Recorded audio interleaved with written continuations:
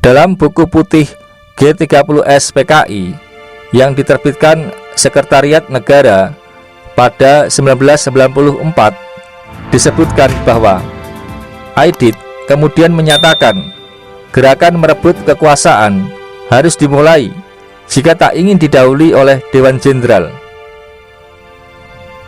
Gerakan itu dipimpinnya sendiri. Adapun Sam ditunjuk sebagai pimpinan pelaksana gerakan.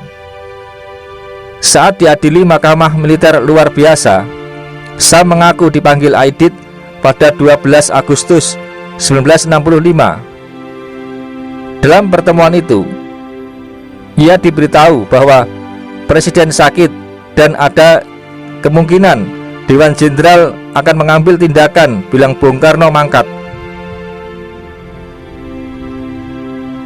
Menurut Sam, Aidit memerintahkan dia meninjau kekuatan kita.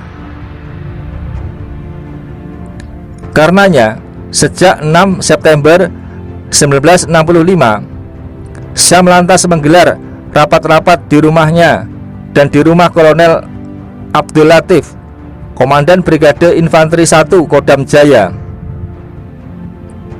Di rapat ini hadir Letnan Kolonel Untung, Komandan Batalion 1 Kawal Kehormatan Resimen Cakrabirawa, dan Mayor Udara Suyono, Komandan Pasukan Pengawal Pangkalan Halim Perdana Kusuma.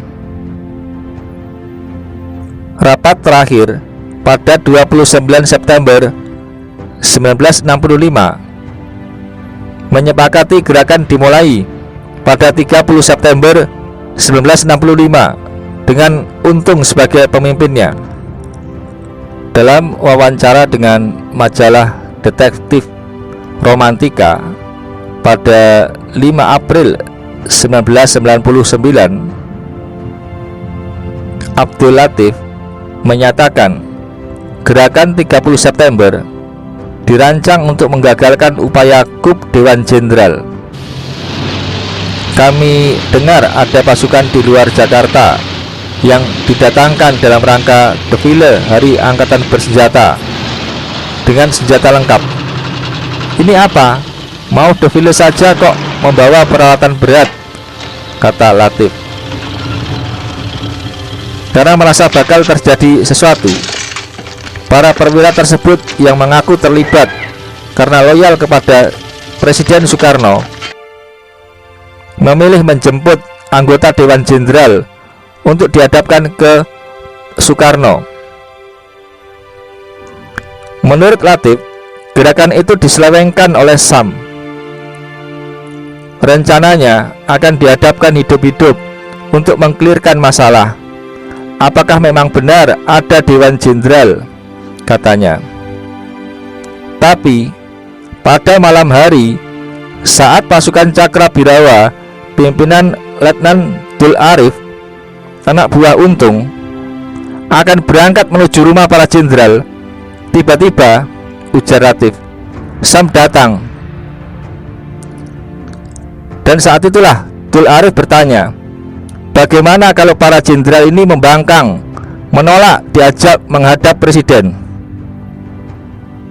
Sam dengan tegas menjawab, para jenderal ditangkap, hidup atau mati. Kau menculik jenderal itu, hidup atau mati. Keesokan harinya, Dul Arif melaporkan kepada Latif dan Jenderal Suparjo bahwa semua telah selesai. Mula-mula mereka saya salami semua, tapi kemudian Dul Arif bilang semua jenderal mati. Saya betul-betul kaget. Tidak begitu rencananya, kata Latif yang mengaku tidak kenal dengan DN Aidit. Sayangnya, Aidit sendiri belum pernah memberi pernyataan tentang hal ini. Ia ditangkap di desa Sambeng, dekat Solo, Jawa Tengah, pada 22 November 1965 malam, dan esok paginya ditembak mati sebelum ditangkap pasukan pimpinan Kolonel Yasir Hadi Broto. Aidit dikabarkan sempat membuat pengakuan sebanyak 50 lembar. Pengakuan itu jatuh ke Risuke Hayashi, koresponden koran berbahasa Inggris yang terbit di Tokyo Asahi Evening News. Menurut Asahi Evening News, Aidit telah mengaku sebagai penanggung jawab tertinggi peristiwa 30 September. Rencana pemberontakan itu sudah mendapat sokongan pejabat PKI lainnya serta pengurus organisasi rakyat di bawah PKI. Alasan pemberontakan, mereka tak puas dengan sistem yang ada. Rencana coup semula disepakati 1 Mei 1965. Tetapi Lukman, Nyoto, Sakirman, dan Nyono, semua anggota komite sentral, menentangnya. Alasannya, persiapan belum selesai, sehingga akhirnya setelah berdiskusi dengan Letkol Untung dan sejumlah pengurus lain, pada Juni 1965 disepakati bahwa mulai bulan Juli 1965 para sukarelawan pemuda rakyat dan Gerwani dikumpulkan di Pangkalan Halim Perdana Kusuma. Pertengahan Agustus, sekembalinya dari perjalanan ke Aljazair dan Peking, DN Aidit kembali melakukan pertemuan rahasia dengan Lukman, Nyoto, Brigjen Suparjo, dan Letkol Untung. Dalam pertemuan rahasia itu, PKI mendapat info bahwa tentara atas perintah Menteri Panglima Angkatan Darat Jenderal Ahmad Yani akan segera memeriksa PKI karena dicurigai mempunyai senjata secara tidak sah. Kami terpaksa mempercepat pelaksanaan kudeta, kata Aidit. Akhirnya dipilih tanggal 30 September. Dalam buku Bayang-Bayang PKI yang disusun tim Institut Studi Arus Informasi pada tahun 1999, diduga Aidit tahu adanya peristiwa G30S karena ia membentuk dua organisasi PKI legal dan PKI ilegal.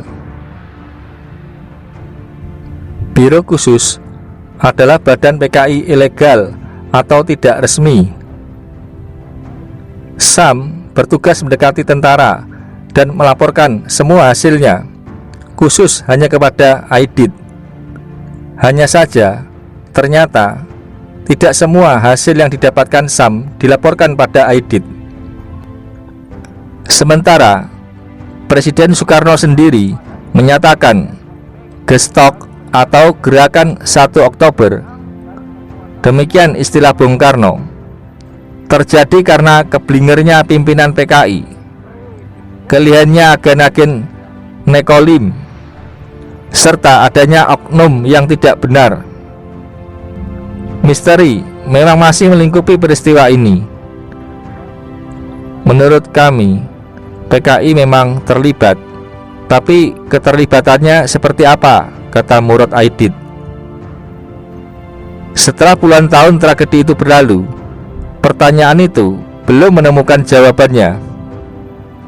Paling tidak bagi Murad dan anggota keluarga Aidit yang lainnya. Dari Tempo, 7 Oktober 2007, yang dikisahkan Warta Publika kembali di sini.